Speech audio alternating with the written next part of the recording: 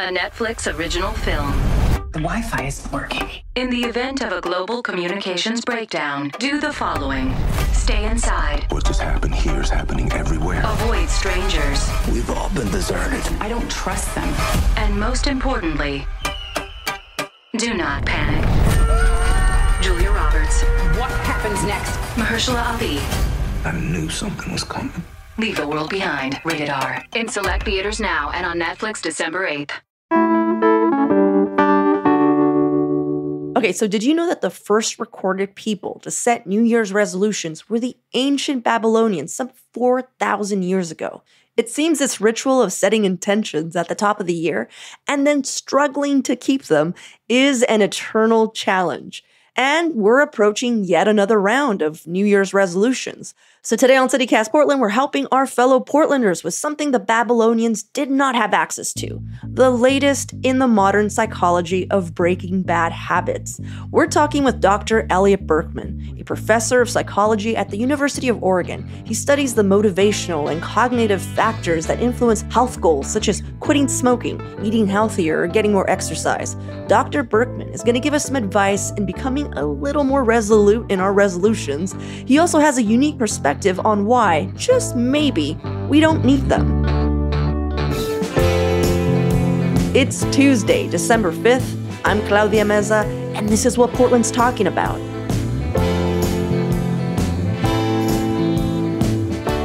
Dr. Berkman, thanks so much for being here. Thanks, Claudia. I appreciate the invite. I'm happy to be here. I feel like this is an age-old question or battle, is how to break habits that you don't want, how to start habits and maintain them, the ones you do want. I'm curious, in your line of work, what are some of the most common bad habits that people want to break in Portland? You know, a lot of habits in Portland are similar to the ones that I hear about all around the country. And in fact, in studies nationwide, the top habits people want to change are things like eating more healthfully, getting more physical activity, maybe getting out of that bad relationship. But specific to Portland, I think Portlanders are a group of people that are really conscious of health and sustainability. Mm-hmm. And so I certainly hear a lot of folks talking about setting goals for physical activity and also setting goals for environmental action, like changing their mode of transport, eating local, or starting to set up their own garden. Because the ones I hear also is like, I don't want to go to the bar as much. I mean, we have or I don't want to eat out as much, which in Portland's like favor and also, I don't know, deficit is that we have a really great dining scene. It's so easy just to go out and eat. Mm-hmm. And also our bar scene is incredible. Do you think that Portland is encouraging us to become alcoholics and spend all our money on eating out? Well, there's no shortage of vices, in Portland, and we certainly go out of our way to make it available to folks. If people feel like they're drinking too much alcohol or too much coffee, for that matter, right? Those things are widely available. But on the same token, I think restaurants and to some extent bars, local establishments are responsive to people's needs. So for folks that are saying, I'm less concerned about health and really just want to eat in a sustainable way, there are restaurants where you can go where it's totally local food, and you can sort of have your environmental goals met that way, or try to get out of that habit of eating food that has been shipped across oceans or trucked a million miles to get to your plate. Yeah, so I think, Portland, there's good and bad there, and it all does depend on what your goals are. It's true. And so physical activity could be another example.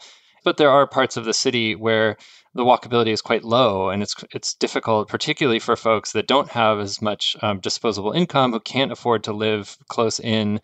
It's hard to break a habit of, say, driving to work, if that's something that you're concerned about. And cities can do a lot in terms of infrastructure and making places walkable or bikeable to encourage those kinds of good habits. So what I'm hearing is that certain environments can encourage certain habits, either good or bad. Right. That a goal that you set or a habit you're trying to break are things that are kind of sort of in your control, right? But At the same time, a lot of habits are strongly influenced by our environment and our context and these broader social structures that we're embedded in. No matter how motivated someone is to be more physically active, if there are limitations, maybe they have a disability, maybe they live in a really far out place and, maybe there's no parks around them, maybe they can't afford to have a gym membership. Right. These are all structural things. And so there's a limit to what an individual person can do. And that's really forced me to work outside of psychology and talk to people in urban planning, built environment, even larger things like political science. Wow. And you hear the same concept when it comes to food deserts, why certain communities, usually lower income or, communities of color, they don't have access to fresh food. And there's like a liquor store every other block, but there's not a market or a grocery store that's selling reasonably priced organic food or just vegetables. Exactly right. That makes a lot of sense. So aside from these structures that you can't really do much about, why is breaking bad habits still so hard? I mean, if we're talking about like quitting smoking or drinking less or, why is it still so hard to do so when you just, in your brain, you're just like, I don't want to do that anymore. Like what? Yeah, absolutely. Or, at the end of your shift, you go home and maybe you hang out on TikTok when you're just like, I really should go for a walk or go to the gym or whatever. In Portland, I know why it's hard. It's like sometimes it's so rainy, you don't want to leave your house. But like, what is the psychology behind that? It's a great question, and one that psychologists have invested quite a bit of energy in trying to answer. And I think a lot of it comes down to the fact that our brains are wired to form habits. Like getting into habits, they kind of have a bad reputation. And we often think of bad habits, right? Like you mentioned, being sedentary after work or, smoking or drinking too much or whatnot. But a lot of the habits that we have are actually quite beneficial. So I often will talk about learning to drive. You could say that's kind of a habit that you get behind the wheel. And when you're first learning to drive, you really need to understand, where to put your hands, where to put your feet. Maybe we should talk about learning to ride a bicycle as a better example. But still, same rule applies, right? That we have this amazing capacity as humans to take something that's actually quite difficult, a lot of moving parts, a lot of coordination. And once you learn it, it kind of becomes automatic. The bad part is that those bad habits or the unhealthy ones piggyback on top of exactly that same brain machinery that we rely on to form the kind of good habits or those everyday habits that we use that just make our lives a lot easier. So that system in our brain is really deep. It's very old and entrenched, and it's quite powerful. So it's hard to overcome it. And so one tip I'll often say is that it's difficult to just stop a habit. The hardest thing to do is just stop doing something. It's easier to think about and to actually do is replacing a habit with a new habit. So use that habit system that's very powerful rather than trying to sort of, overpower it. Just try to say, let's replace this habit that I have with a new one. So for an example, if somebody wants to stop smoking, what is a good habit that they could replace it with? Right. Well, I mean, common ones are, something like chewing gum or maybe even practicing meditation. People don't necessarily think about that, but a lot of what actually maintains smoking as a habit is the kind of structured rhythmic breathing that you can get into. There's been really interesting research showing that smokers, when they're smoking, they actually breathe a little more deeply and a little more slowly. And some of that is just the kind of mechanics of smoking. And some of it is the physiological effects of nicotine on the body.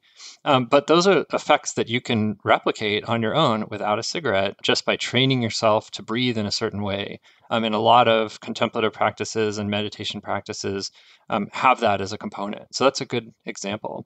But what I would just recommend is that before you try to break a habit, it's a common problem or a common pitfall that people trip into is that they try to change a habit without really coming up with a plan beforehand. If you reach a breaking point and you're very frustrated with the habit and you just want to say, nope, that's it. Starting right now, I'm going to do it differently. But habits are so entrenched in our lives. I would say an important part that is often overlooked is taking a moment or maybe even a few moments to think about how is that habit embedded in your life, right? What are the kinds of structures and what does it provide for you? So smoking is a good example. And you can say, well, look at the times of day that I smoke. If it's at work, maybe I use smoking as a way to get a break from work. It's very common, right? And so then you might say, well, not smoking means I'm going to maybe miss those breaks, right? And that can be that can become a barrier to quitting. And so thinking ahead and saying, you know what, I'm still going to take a break, but during the break, I'm going to do something different. Like you said, maybe it's meditation, maybe it's a walk around the block, whatever works for you, right? But I think giving yourself a moment to think ahead, plan, try to understand what is supporting that habit or how that habit is kind of woven into the structure of your life, and coming up with ways to replace the missing pieces is really important. That makes a lot of sense. I mean, I don't smoke, but that's what people say who smoke a lot. They're like, this is a me moment. No, and that's great. Yeah, that's what people also, that's why people meditate. That's why people work out, And gaining that insight, like the question of, why am I doing this? And even if I like it because it's a me moment, well, that's a great start, because then you can say, well, what are other ways that I can have a me moment? Okay, well, let's take a quick break here. And when we return, the bad habit Dr. Berkman used his own research to overcome.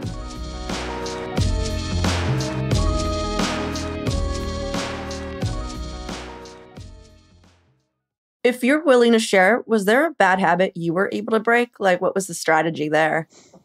Well, I mean, you don't have to. You don't have to open up to me, Dr. Berkman. But I'm just saying, if there's something that at the ready, I'm sure someone's asked you, since this is your whole field of study.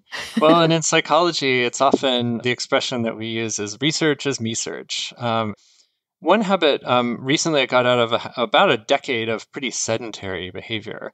And speaking of structural reasons, a lot of the contributing factor to that was that I had young children. Of course, I don't want to completely blame my kids. There are plenty of parents out there of young kids who can still exercise. But for me, it dropped off. And so that habit of sitting around when I came home from work or, on the weekends when I had some free time, it's hard to overcome. It's very, it's underappreciated, I think, in our culture of just how nice it is to sit and do nothing. But it's something we can all relate to. And so getting over that habit and kind of rediscovering the joys of being physically active. And of course, I'm in Eugene, so the activity of choice here is running. And I've been running fairly regularly for about a year and a half now. Yeah. A key component of forming habits is reward. And that's kind of how they get, formed to begin with. I was about to ask, like, how do you keep it? Because I can run for 3 days in a row and be like, I did it. And then be like, yeah, I'm done.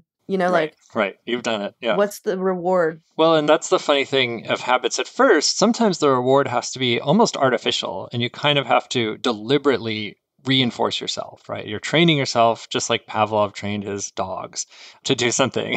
That's habit formation, at least at the very beginning. And certainly something like physical activity might not feel great at the start if you've been sedentary for a long time. Certainly was the case for me, right? Those first few runs were kind of unpleasant. And I had to really reinforce it. There's different strategies people talk about. There's this one strategy people call temptation bundling, where you kind of say, hey, I really want to eat this, tasty piece of candy or some kind of food that you want, right? And say, well, I'm going to hold off. I'm going to let myself eat that, but only when I go for a run or only when I do whatever that habit is that I'm trying to build. I see what you're saying. So you kind of bundle it. But eventually, I think trying to reinforce what you're doing based on things that are a little bit deeper than just material rewards, things like thinking about how the habit is really satisfying some kind of inner desire. For me, at least, I was thinking about what I was doing for my health, right? And after each run, I was like, you know what, maybe that didn't feel so great this time. I know it's going to get better, but it certainly was a good step in the right direction in terms of my heart health. And after a while, it's almost completely automatic. So went on a workout this morning, and it was before my coffee had set in. And honestly, at this point, I don't even remember. I know I had a workout. It was fine. It didn't feel hard. It was just like something I do as part of my day. Yeah, that sounds nice, Dr. Berkman. You're like, yeah, try not to be bitter. Good for you. No, but I think I'm trying to illustrate, like, these are the ways that, but it's true, like, for people who are like these running for decades and decades, they'll tell you, like, it would be harder not to run, right? It's just sort of built into the routine. It's just part of their life, and doesn't feel hard. Mm-hmm. Do you recommend any online resources for people who maybe want to see work out like their strategy in a sense of how to break a habit or how to start a good one? It's a good question. I mean, I like this idea of rewarding yourself. And so there's various online tools for that. One of them that's kind of funny that I'll tell you about is called Stick, Stickk. It has two Ks at the end. Okay. And the trick there is that you actually put some money down, right? And so you say, I have this habit I want to form or this goal I want to achieve. And you actually give them money and they take it and put it into a kind of an escrow account. And if you fail, or I should say, if you succeed in your goal, you get the money back. But if you don't, then the money goes towards some charity that you specify that is, something you wouldn't want it to go towards. Right. And so it's kind of the flip side of reward. It's almost like a punishment. And so the motivation there is you're trying to avoid giving money to this charity that you don't like, going to go to this horrible political candidate or something. Yeah. I'd much rather run. Oh, man. But is it like the honor system? Yeah, it works. It is by default. And it works even better if you can nominate like a referee, I think is the term they use, where you pick somebody, a friend or a relative, where you can say, hey, this person, I'm going to give this person the power to tell you whether I was successful or not. So, you could always lie to that person. But I think for the most part, people would be honest and their friend or their partner or whoever would be able to report and say, nope, you know what, Claudia, she didn't get there. Wow. Yep. You mean my ex-friend? Yeah, exactly. Just joking. It's really interesting. I'm still not seeing my path here, but maybe I'll figure it out. Well, in the end of the day, your goals are your own. And for some people, on the motivational side, I'll have these kinds of conversations where we explore the barriers and we explore the factors that would be really motivating to them. And sometimes people discover, you know what? I just don't really want it. Like, I don't want to be physically active. And that's fine. No judgment here. It's like, maybe you don't. It doesn't sound like you want to get in shape, and that's fine. That's fine. It is fine. And, because there's nothing morally virtuous or something like that about being in shape. It's a goal, right? And so you have other goals. You know what? I like this. I like where this landed. I feel good about myself, and I hope others listening know that maybe they just don't need to have goals. That's right. Dr. Berkman's like, that's not what I said, and that's not.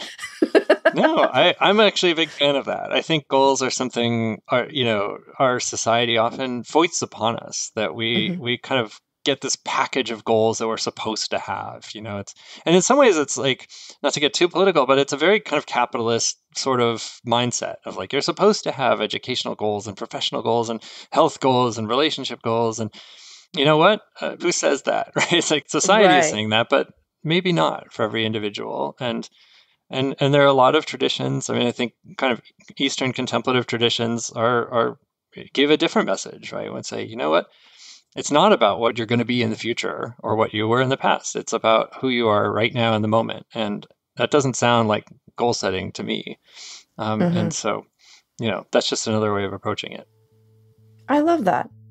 I think we're going to end with that just because I don't know. That's so beautiful. I've never thought about it that way. Just like maybe these goals aren't going to service you in the way that you think you are. They will, Yeah. Well, thank you so much, Dr. Berkman, for taking the time. Great. Thanks, Claudia. It was a pleasure.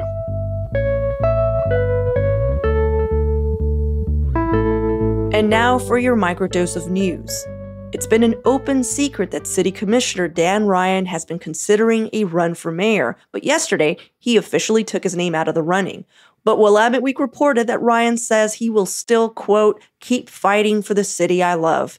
Commissioner Mingus Mapps has already declared his intent to run for mayor back in July, and fellow commissioners Carmen Rubio and Rene Gonzalez have yet to make definitive statements either way. Also, a judge ruled that a lawsuit over the razing of hundreds of homes in Portland's Albina neighborhood, which took place over 50 years ago, can proceed. Defendants argue that the demolition that made way for Legacy Emmanuel Hospital and Health Center was a violation of the family's civil rights.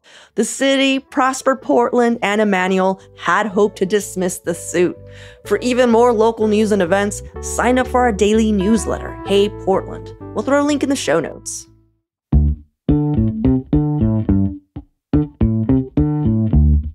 Well, that's all for today here on CityCast Portland. Thanks so much for listening. We'll be back tomorrow morning with more from around the city. Until then, see you at Slim's.